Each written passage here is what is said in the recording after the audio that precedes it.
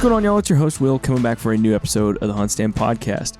On today's episode, we're going to be talking about Pass It On Outdoor Mentors. And some of y'all may have heard of this organization, others may not have, but this is a new corporate partnership for us here at HuntStand. So we're going to use this podcast as a way to announce this partnership. But what we're also going to do is we're going to talk about what Pass It On Outdoor Mentors does, who they are, and we're going to be talking with their vice president, Brittany, and what exactly entails everything with Pass It On Outdoors, who she is, how she got into hunting, her story, and we'll go down a couple rabbit holes. But we just want to thank y'all for tuning in to the HuntStand podcast. You got lots of choices out there. If you haven't yet, make sure you download the HuntStand app today. We've got the free version, the pro version, and then new this fall, we have our pro Whitetail version that's got a ton of new tools that are specific to whitetail hunting, and so you want to make sure you have that before you step out in the whitetail woods this fall. If you want, head on down to the link down below in the description of this podcast, and you can find the link to upgrade to Pro Whitetail today. So I'm gonna quit rambling. We're gonna get to Brittany French here, and we're gonna talk deer hunting, Pass It On Outdoor Mentors, in a couple rabbit holes. I'm gonna quit rambling, and this is the HuntStand podcast. We thank y'all for tuning in. All right, well, you ready to get this thing going? Sure. All right. Well, Brittany, first and foremost, we want to welcome you to the HuntStand podcast. So thank you for taking the time out of your busy schedule to talk with us today. Yeah, thanks for having me, Will. We're pretty excited to be here. Absolutely. Yeah, we're excited to get you here. We're excited to partner with y'all and just start with a bunch of different things. But one of the things I like to do to get this podcast started is I like for the guests to give our listeners kind of that, what I call the 30-foot tree stand view. So kind of like that overall 30,000-foot view, bird's eye view of who you are. I like that. Tree stand view, not the elevator pitch, right? Exactly. Exactly. Try not to make it too used car salesman, right? Yeah, well, we are the Pass It On Outdoor Mentors program. Mm-hmm. We are a nonprofit organization with a mission to get kids out hunting, fishing, and enjoying outdoor recreation through mentorship. I love it. Now, how did you find yourself working for Pass It On, or how'd you get there? Yeah, I have a neat story that I really like to share. So I actually started in this organization as a volunteer. Okay. In 2015. Yep.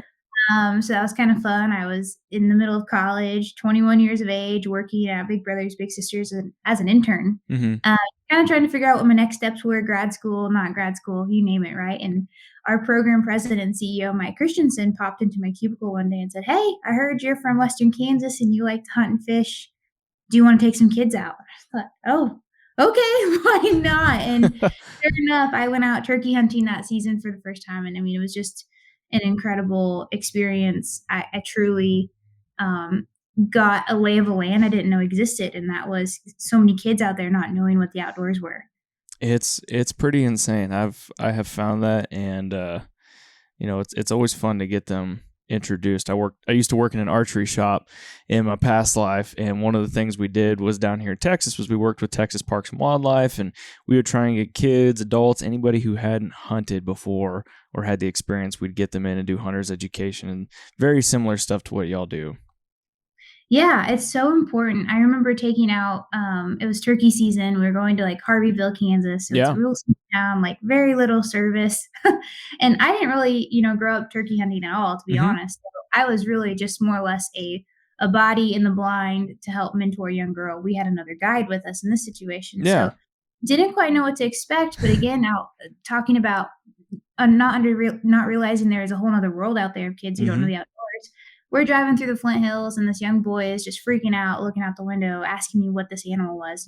Brittany, what is that? What is that? What is that? I was like, I think that's just a cow, bud. Like, I kind of was like, well, maybe I missed something. We are in the Flint Hills. There's other wildlife. So I kind of pull over because we're taking our time. And sure enough, it was just a black beef cow. I mean, just that's what it was. And I told him, I said, "Hey, bud, that's like, hamburger meat." And I could just see the humility run through his face. Like, oh, like I should have known that. But I don't think he had any idea that, like, outside of black and white dairy cows, that there were different species of cows and different ways to cows. And I literally called that my holy cow moment, because I thought, how privileged am I to know all these things, to experience all these things. And there's so many out there that don't. So it's so much fun creating that safe space for these kids to get outdoors and just, witness the forest coming alive in the morning, or flushing their first pheasant or quail and watching their eyes get all big. I mean, it's it's priceless. Yeah, that's yeah, you really can't put a price on that, just being able to see that. But like you said, kind of talking about your holy cow moment, that's definitely a dad joke, so that's something I would say. But talking about your holy cow moment, it's crazy to think that how many kids grow up because their parents may not do it, or their parents never did it, or their parents may not be able to afford it, or there's really not an opportunity because they live in a big city, or just whatever their situation is. And us, we're in the industry, and you don't think about that until you actually run across that. And that's where I think a lot of root of the problem starts with so much misunderstanding in our world with people that are against hunting and all that. And it's when a kid finally gets to see where their meat comes from, or getting to experience what they do with y'all, it's a whole nother level. Yeah. I love the ability to be able to teach a kid firearm safety and just watch the confidence grow in that individual, because they know the weight and the responsibility that comes with the firearm. Absolutely. And I just love the confidence it's teaching these kids, but also the responsibility that they are ultimately, taking on when they choose sport, which in today's climate, I think is really important. Huge. So huge. So what I want to talk about next is, you kind of touched on y'all's mission a little bit there at the beginning, and how you've gotten involved with Pass It On, but kind of give us some history about Pass It On Outdoors. How did it start? Who started it? And kind of, the direction that the company has gone. Yeah. So historically, Outdoor Mentors got started in 2002. So we're celebrating 20 years this year. So we've been really excited about that, and using that one-liner as much as we can, because 20 years as a nonprofit is no small feat. It's pretty incredible. So in 2002, Mike Christensen, our current program president and CEO, kind of got our program started, and it was historically tied with organizations like Big Brothers Big Sisters. Yeah. The whole point there was, how do we get more men out into Big Brothers Big Sisters to mentor these young boys on the waiting list, because that was a big problem in the early 2000s.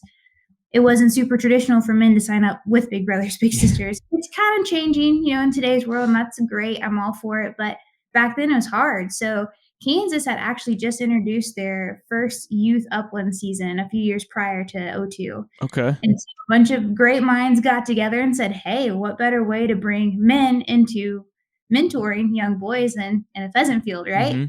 So they all got together, not really thinking or expecting, are these kids going to like it? Are they going to have the stamina? Are they going to outwalk us through the fields? I mean, what they didn't know what to expect, but they got there, and the learning curve again for some of these kids was just profound. Some of them showed up in flip-flops, shorts, not prepared because they either didn't have the right equipment or attire to wear, or they just had no idea what to wear.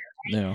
So it was just a huge learning curve, and walked one field, and these kids were exhausted. They'd never done anything like this before, but all of them were like, okay, so when can we do that again? I like that. When can we go again? So it kind of brainchild, right? Like, like this is something that we could use to cultivate mentorship in the outdoors. Yep. So that's kind of where we got started. Okay. Mike was asked to lead this organization and start it, and he said, absolutely yes. And the first thing that they said was, okay, go fundraise for your salary and you can get going.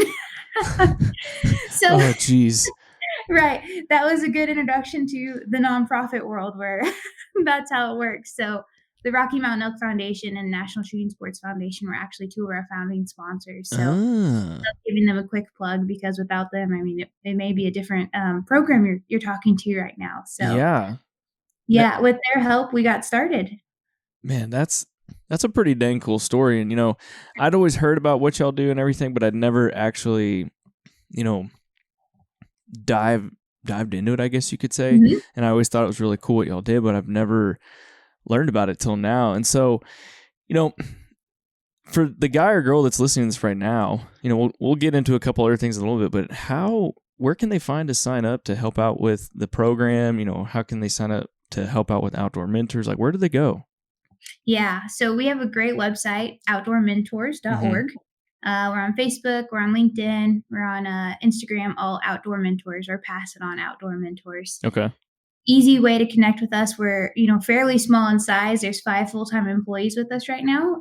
We cover all of Kansas and Iowa. Wow. And hopefully to be expanding into other states. Okay. But, what I always tell people is time, talent, treasure, right? Yeah, if you Mm-hmm. want to try to give back, we would love to take and welcome some of your time as a mentor, or as a landowner too. Quite honestly, if you have land access and you're looking to steward that better, we're happy to chat with you about how that looks. Okay. Um, yeah, your talents. Again, that kind of goes back to our mentors, to if you're a shooting sports coach, if you're involved in any type of outdoor recreation and have some type of skill set or insight to pass on, again, we'd welcome that. But also, your treasures, you can always donate. We are constantly running raffles, hosting events, looking for corporate sponsors, you Mm-hmm. name it. That's definitely something that we do full time as well.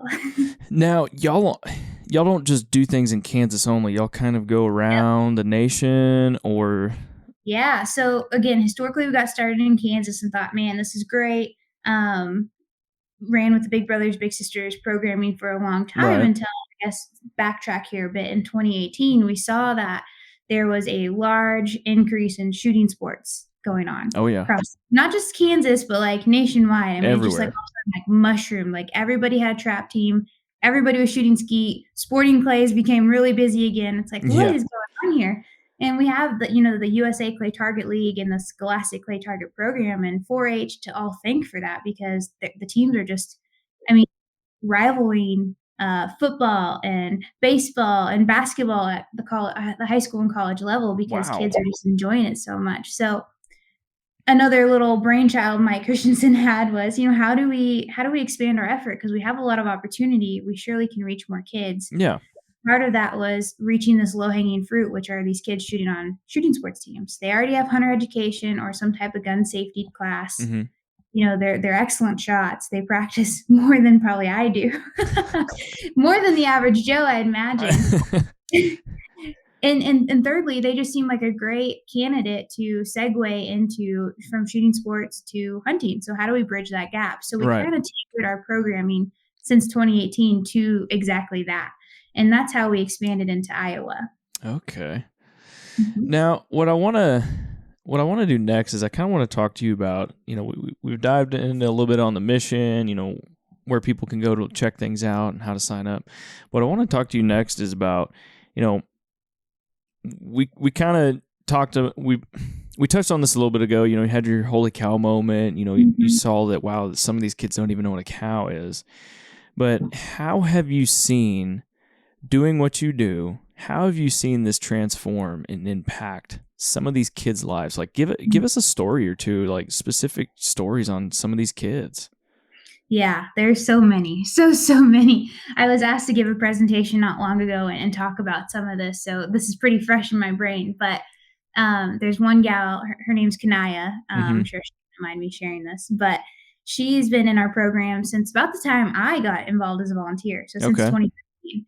And I was in the hunter ed class that she was taking. I was helping with it and, kind of helping some of the kids along, answering some of the questions they might have. And she was one of them. Yeah. Cute gal, like 11 years old. I mean, just tiny, had no idea what the outdoors consisted of. And so really, I was fortunate enough to kind of walk through her hunting journey with her these first few years of her Mm-hmm. experience. So we went on a first pheasant hunt, and again, she's no bigger than a minute, like tromping through these fields in north central Kansas, like it's tall, thick grass, and Oh it yeah. was it was, kind of like a controlled wild hunt. There were wild birds, but we also, seeded the field a little bit to make sure it was a successful event for all these kids. Mm-hmm.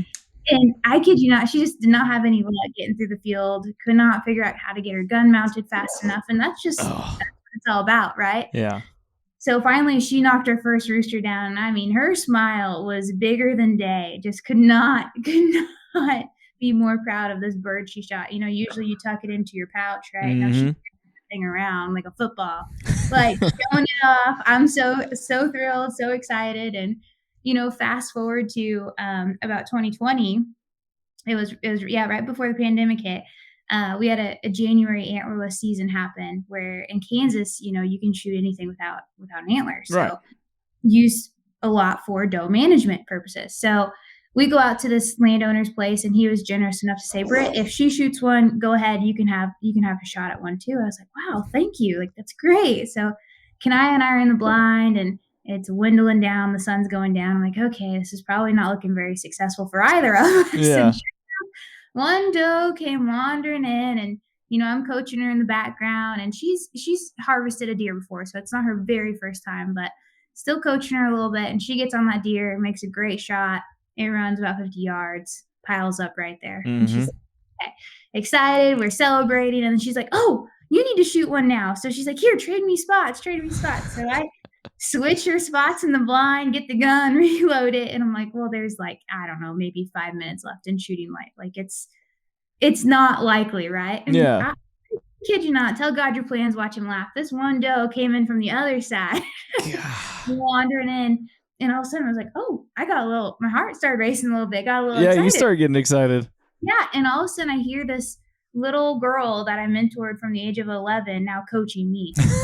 He was like, "Hey, Britt, do you see it? Do you see it? Are you on it? Okay, her head's down. Oh, she's moving this way. If you can make a good shot, I think this is it. I mean," and I almost like didn't want to pull the trigger because it was just an incredible moment to mentorship that like I'd been pouring into her for years now, come back at me, and it was just so incredible. So I was able to, squeeze the trigger and make my shot. And tell you what, she was more excited about me shooting my deer than her shooting her deer. And she's just an incredible young girl. And she's just really taught me too what it's like to be there for somebody else. They don't need perfect. They don't need everything to go to plan or this like extravagant event. They just want a friend. They just want honesty. They just want someone to be able to have community with. And to see that outdoors change her confidence as an inner city kid, it's again priceless. It's there's not enough words to describe how incredible it is. All right, y'all, we're going to interrupt this podcast real quick for a quick word from our sponsors. The HuntStand podcast is brought to you by Lacrosse Footwear, innovating boots that endure with you through every adventure, now and forever forward. The HuntStand podcast is also brought to you by Springfield Armory and Winchester. And finally, the HuntStand podcast is brought to you by Yamaha and its full line of class-defining, adventure-seeking motorcycles, ATVs, and side-by-side vehicles. All right, y'all, we're going to get back to this episode of the HuntStand podcast. Well, and, that's such an awesome story, and just like from just that experience that you two shared right there, that, in my opinion, is something that y'all two will never forget. She's probably always going to want to hunt with you from now on because... you're never going to forget that, and you probably sparked a fire in her that is never going to go out. Yeah, and that's my only hope, right? Mm-hmm. And likewise, and I would encourage anybody listening to this, like feeling like they maybe can't be a mentor because they don't have enough experience or expertise or can't do, everything on their own. That's fine. Like I still need guidance. I still need assistance in the outdoors, and we all do. I can still make a difference. That means everybody can. And I think one thing that Kanaya, like, again, really showed me is that she just wants real. She wants authentic. She just wants someone to, be able to text about boy problems or school trouble, but also go hunting with. And I just think that's great. Now, you still keep in touch with her throughout? Yeah. Is she excited for this deer season coming up, asking if there's anything? Yeah. Yeah, she actually shoots on we started a local shooting sports team as an effort to get more inner city kids out, in the greater Wichita area, which is where I'm from right now. A lot of the public schools have not approved having shooting sports teams as part of their schools, leaving a lot of kids not able to shoot. And we just thought that was an incredible disservice to them. So we said, we'll start a Scholastic Clay Target Program team, and it's almost run as like a rec league, if you will. So anybody can join for like $35. Wow. We've established some really great sponsorships with like Savage Arms and ammunition, so we can cover the use of guns and the cost of ammo on those things. So she's been shooting on our team, and it's great because she's now kind of like a veteran in our program. So she's now able to talk about, like what we call MAT, your muzzle control, keeping your action open, keeping your finger off the trigger until you're ready to shoot. I mean, she's truly a leader in that. And I anticipate her eventually graduating high school. I'm sure she'll go to college, but I truly do see her coming back as like a mentor later in life with us. If she's coaching you to shoot through a deer, she's going to do that to everybody, and she's going to love to pass it on because, she's going to have her own experiences and things that she's been through in life, and she's going to want to share that and do the same thing that, you did for her. Yeah, So, yeah, and we're kinda starting to see that now too.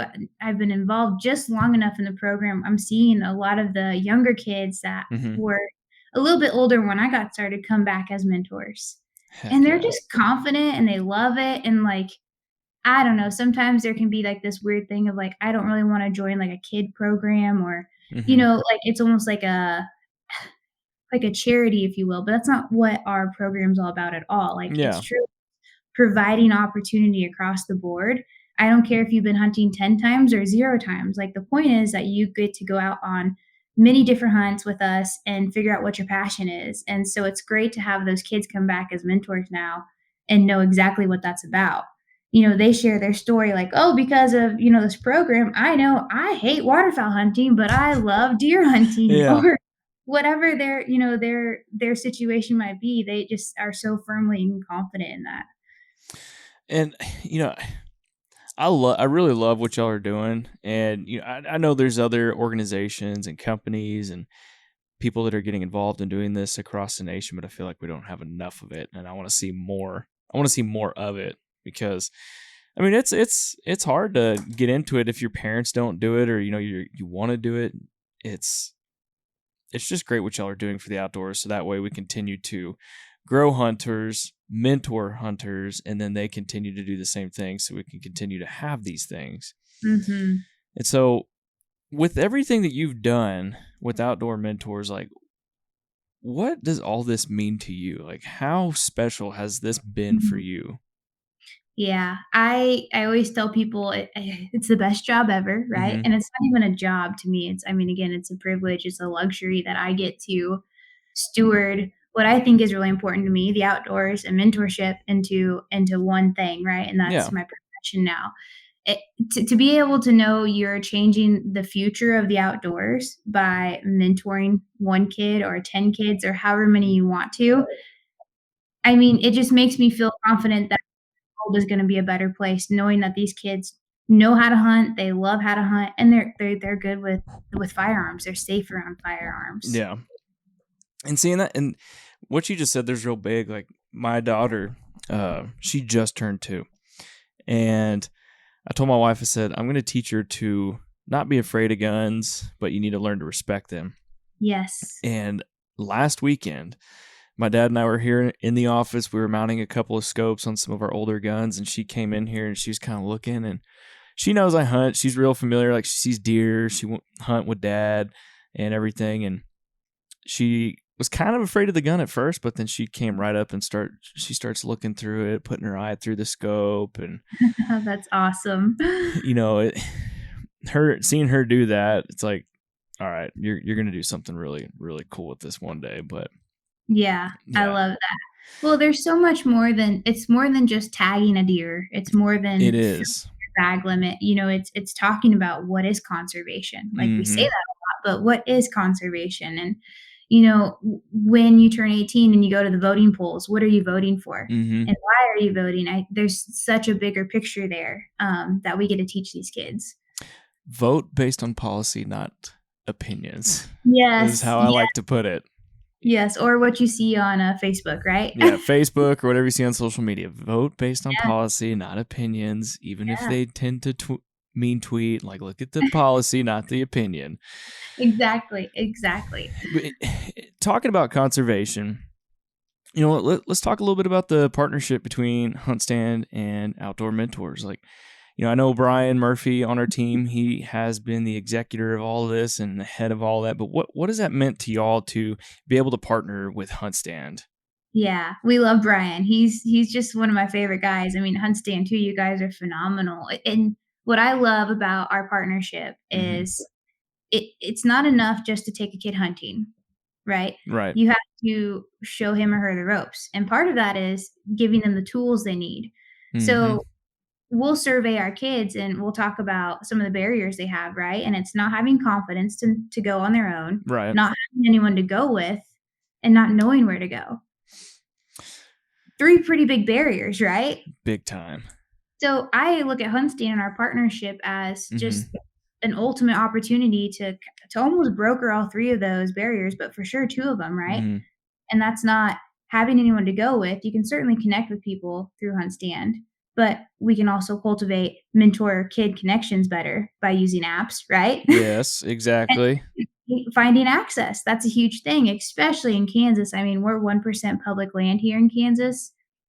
That's rough to find some public land. It's out there and we utilize it, but now we can show these kids how to utilize HuntStand even if they're on a preserve hunt. Mm-hmm. Right? Go ahead and create your hunt location on HuntStand and share it with your buddies and, share it with your family. Let them know where you're going. So Yep. I just HuntStand is just an incredible tool that these kids are going to be able to use and put in their tool belt. Use as often as they want, go back and show their friends and brag about it. Yep. Ultimately, that's what I hope they do because no greater tool than FOMO to get more kids outdoors. I know, right? Man, I remember when I first started hunting, there was no phones. It was you were taking a magazine or the little like portable Yahtzee game or something like that in the stand with you. So it's definitely evolved, and the tools we have is pretty awesome. And I know we definitely love partnering with groups like yourselves because of everything you do to put back into the industry, and especially just with everything y'all are doing to cultivate and grow future hunters.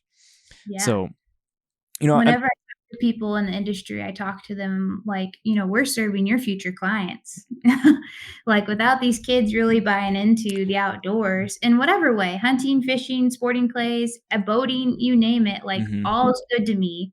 But if we don't get them really invested into it, we're all kind of in trouble. Yeah, it's true, because then we won't have any hunters left to sell things too. Exactly. So we just got to keep on keeping on. Well, Brittany, I love getting to talk with you with everything. Again, if people want to sign up, they want to get involved, they want to help, they want to volunteer like you did before you started where you are now, they just go to your website, correct? Yep, outdoormentors.org. We do have a mentor with us tab or button, whichever you want to call it. Okay. Very simple application process. We're just collecting, pretty brief information on each mentor that comes through. We do ask that each mentor completes a background check. Some people get a little red flag about this, but I think, hey, that's just the way it is. We keep all parties safe. We like to know that our mentors feel good about mentoring kids in the outdoors, and our parents feel good about sending their kids into the outdoors with our mentors. So that's just one thing we do to keep all parties safe and secure. And what we do from there is we get to know our mentors. We call them up and say, Will, what are you into? What's your passion? How do you want to mentor? What can I call you on? Morning, weekends, you name it. We kind of know our mentors individually so we can make it successful for them too. So we then kind of broker the rest of the opportunity for our mentors. We find access. We don't ask our mentors to come up with all the access because we know that's hard. Right. And then we organize a sign-up page on our website where kids can come through and sign up for it. And we send out reminders the week before and the week of, and then follow up the week after and make sure everything went good and share the stories of how it went. And we definitely like to take care of all of the heavy lifting when it comes to mentoring these kids in the outdoors. Sweet. Yeah, and that's good to hear that y'all do that with the background checks and everything, because I'm sure that definitely puts parents' minds at ease knowing that, y'all have thoroughly vetted who's going to be in a deer stand with them, who's going to be out in the field with them, teaching them how to shoot these guns and everything. So that's definitely a good thing. Yeah. And that's one thing too. We've even kind of taken a step farther to be we're kind of really leaning into safety here, right? You have to. It's not enough to just send, myself out with a young lady. I don't think that's great, right? We want a parent to go along. We want a parent or a guardian in a deer stand, deer blind, turkey blind, anything where it's like a one-on-one situation never happens. There's always 3 people involved. And part of that, really a secondary impact to that is, yes, you're keeping everybody safe with 3 people.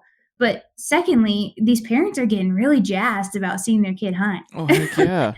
And turns out the parents have money. The parents are driving their kids. Kind of the lifeline for their kids for a certain period of time, right? So if we can get these parents really excited to see little Johnny shoot a deer or, a young lady shoot their first turkey, I mean, what else do you need? If you have family buy-in, game over.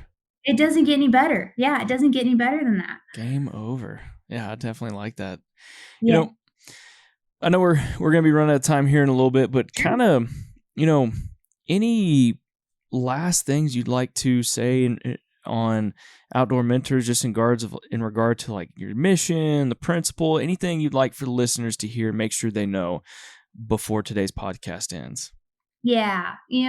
For anyone listening to us, I just hope that our message is that we're getting kids outdoors, we're getting them hunting, fishing, enjoying outdoor recreation. And if you're a kiddo looking to get involved, the answer is always yes. You just have to have hunter education. So reach out to us. And if you're a mentor, again, I really want to strongly echo, you don't have to know everything. Yeah. You don't have to have a wildly successful plan and event. You just have to show up. So keep that in mind when you're teetering on the idea. Do I have what it takes to be a mentor? The answer is yes. Just give it a try. And if you're out there and you have some land you want to steward or some of your money that you want to make a monetary donation with, or you're a corporate sponsor wanting to expand like what we did with HuntStand, we'd love to welcome the conversation. Well, love to hear it, Brittany. And I really appreciate you just taking the time to hop on the podcast and talk about this today. Do y'all have any social media outlets or anywhere else other than your website that people can check y'all out at? Yep. Check us out on Facebook, Instagram, and LinkedIn, either Outdoor Mentors or Pass It On Outdoor Mentors. Sweet. Well, Brittany, thanks again for your time today, and I'm sure we'll talk again in the future. Yeah, thanks, Will. Thanks for having us on, and thank you for your partnership with HuntStand. We're thankful for you guys. Absolutely.